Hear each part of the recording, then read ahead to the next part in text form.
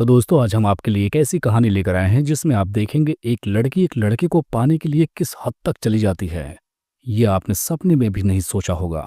तो चलिए कहानी की शुरुआत करते हैं, जहां पर हमें जेसन नाम के एक लड़के को दिखाया जाता है जो असल में एक म्यूजिशियन है। वो अपने वीडियोस और सॉन्ग्स की वजह से पूरे सोशल मीडिया पर काफी ज्यादा वायरल चलता रहता है। अभी इनकी छुट्टियों का वक्त चल रहा था, लेकिन जैसे ही स्कूल स्टार्ट होता है तो इनके माता पिता इसको और इसकी बहन को एक कॉलेज छोड़ आते हैं। और इसी स्कूल के अंदर हम एक टीचर देखते हैं जिसका नाम सोफिया होता है, और इसका भी हाल ही में इस स्कूल के अंदर ट्रांसफर हुआ था। और उसकी प्रिंसिपल रूबिका उसे पूरे स्कूल का नजारा दिखा रही थी। तब इस टीचर को रास्ते में जेसन दिख जाता है, जिसे वो पहचान जाती है और सोशल मीडिया पर जाकर उसके और सारे वीडियोज और फोटोज देखने लगती है।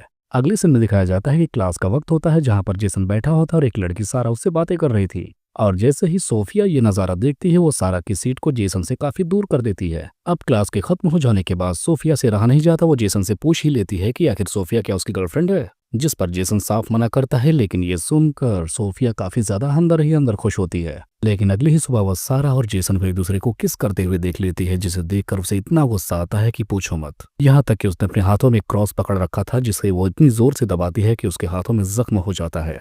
और बस यहीं से इस औरत का पागलपन हमें साफ साफ नजर आता है। लेकिन उससे यहाँ तक भी रहा नहीं जाता। अब वो अकेली पाकर सारा के पास जाती है और उसे वार्निंग देती है, आज के बाद तुम जेसन के आसपास भी नजर मत आना, नहीं तो उसके साथ काफी आगे बुरा करेगी।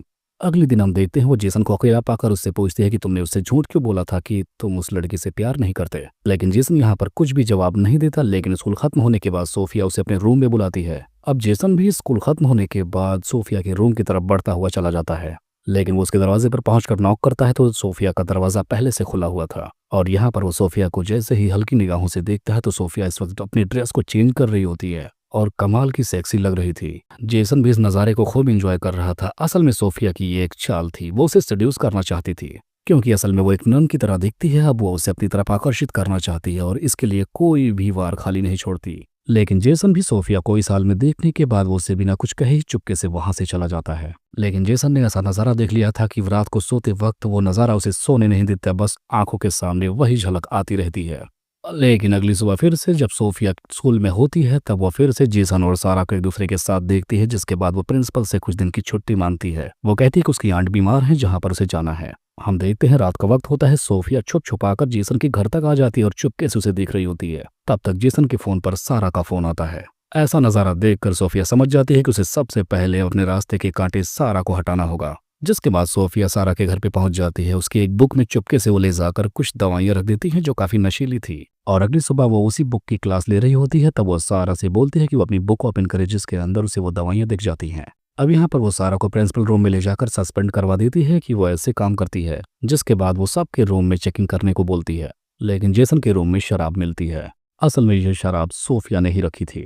अब इतना सब कुछ देखने के बाद प्रिंसिपल जेसन को भी सस्पेंड करने की सोचने लगती है। लेकिन सोफिया यहाँ पर जेसन को एक चांस दिलवाती है, यानी अब सोफिया जेसन की नजरों में ऊंची बनना चाहती है। असल में यहाँ पर सोफिया का एक फ्लैशबैक दिखाया जाता है, जिसमें पता चलता है कि उसके बचपन का नाम लोला था और यही सोफिया का असली नाम था। और ये जेसन को बहुत पहले से जानती है और जेसन को पाने के लिए उसने रियल सिस्टर सोफिया को मारा होता है। और ये खुद सोफिया बनकर स्कूल में आ जाती है।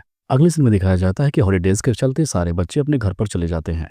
लेकिन सोफिया जेसन को अपने स्कूल में ही रोक लेती है। रात के टाइम भी वो सोफिया जेसन के करीब जाती है, लेकिन जेसन से यहाँ भी रहा नहीं जाता और आखिरकार वो सोफिया के साथ इंटीमेट हो ही जाता है।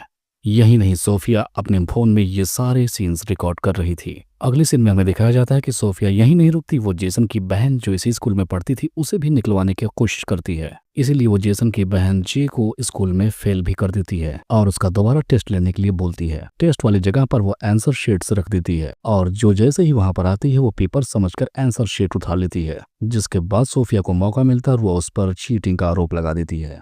जिसके बाद सोफिया प्रिंसिपल से खुद जाकर उसे सस्पेंड करने को बोलती है।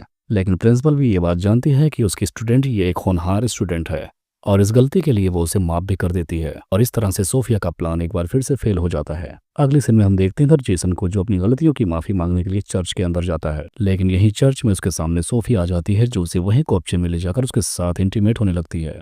अब हम देखते हैं यहीं से थोड़ी कहानी चेंज होती है, जहां पर एक दूसरे स्कूल का प्रिंसिपल यहाँ पर आया होता है और यहाँ पर वो नकली सोफिया की बहन को भी जानता था, जिसका असली नाम सोफिया था। अब सोफिया उसे देखने के बाद वहां से भागने का प्लान बनाती है, जिसके बाद वो प्रिंसिपल से बोलते हैं कि उसकी आंट की तबीयत खराब है। अगले सीन में हम देखते हैं जेसन को सारा का मैसेज आता है, जहां पर वो उसे अपने घर पर पार्टी में इनवाइट करती है। अब पार्टी में पहुंचने के बाद जेसन सारा को किस करने वाला था, लेकिन तभी उसे सोफिया की याद आती है और वो पार्टी छोड़कर वहां से निकल जाता है। तभी हम देखते हैं जेसन को पुलिस ने पकड़ लिया है, क्योंकि उसने ओवर ड्रिंक कर रखी है। लेकिन तब तक वहां पर सोफिया आती है, जो पुलिस से छुड़ाकर जेसन को अपने साथ एक होटल में लेकर जाती है। अब यहाँ पर वो फिर से वही घपाघप उसके साथ करने वाली थी, लेकिन जेसन अब की बार उसे रोक देता है। यहाँ पर जेसन साफ साफ बोलता है कि मैं तुम्हें बिल्कुल नहीं पसंद करता, और इतना कहकर जेसन होटल से निकल जाता है।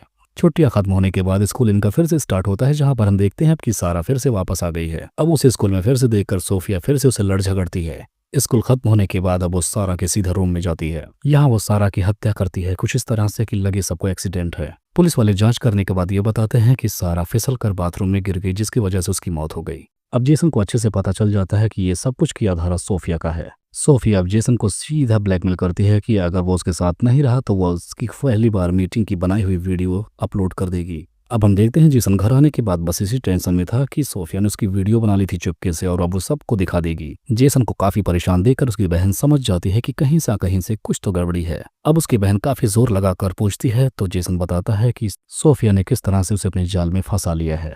अब यहीं पर ये दोनों डिसाइड करते हैं कि ये कल से अब सोफिया के काउंटडाउन चालू, और उसका पर्दाफाश करने में ये दोनों लग जाते हैं। अब ये दोनों भाई बहन मिलकर सोफिया के रूम में चुपके से घुसते हैं, जहां पर उन्हें रियल सोफिया की बहुत सारी फोटोज मिलती हैं। तब यहाँ पर पता चलता है इन्हें कि ये सोफिया नहीं बल्कि लोला है, उसकी छोटी बहन, और इसने अपनी ही बहन को मारकर उसका नाम और हुलिया पहन लिया। इधर हम देखते हैं सोफिया फिर से प्रिंसिपल से छुट्टी मांगती है। वो बोलती है कि उसकी आंट जो परेशान थी अब वो इस दुनिया में नहीं रही। अब ये सब कुछ सच जानने के लिए प्रिंसिपल भी अब की हॉस्पिटल में फोन करके पूछती हैं। तब उन्हें पता चलता है कि सोफिया आज तक उनसे झूठ बोल रही थी। यहाँ पर प्रिंसिपल को ये भी पता चलता है कि वो सोफिया नहीं बल्कि लोला है। अब वो ये बात लोला से पूछने के लिए जाती है, तो लोला यहाँ पर उसे मार देती है। अब अगली सुबह जब उसकी सच्चाई बताने के लिए दोनों भाई बहन चर्च में जाते हैं, तो वहां पर फिर से सोफिया पीछे से आ जाती है। अब यहाँ पर जेसन सोफिया से बोलता है कि हमें तुम्हारी पूरी सच्चाई पता है, और उससे इतना कहकर ये दोनों यहाँ से जाने लगते हैं। तब तक सोफिया जो को पीछे से वार कर देती है, और तब तक वहां पर प्रिंसिपल भी आ जाती हैं। प्रिंसिपल आकर जो को बचाती हैं, लेकिन अब की बार वो फिर से जेसन पर अटैक करती है। तब तक जेसन पीछे से ही उस पर वार कर देता है। इस तरह से यहाँ पर लोला मारी जाती है। लेकिन बस इतना ही दिखाने के बाद ये कहानी यहीं पर खत्म हो जाती है।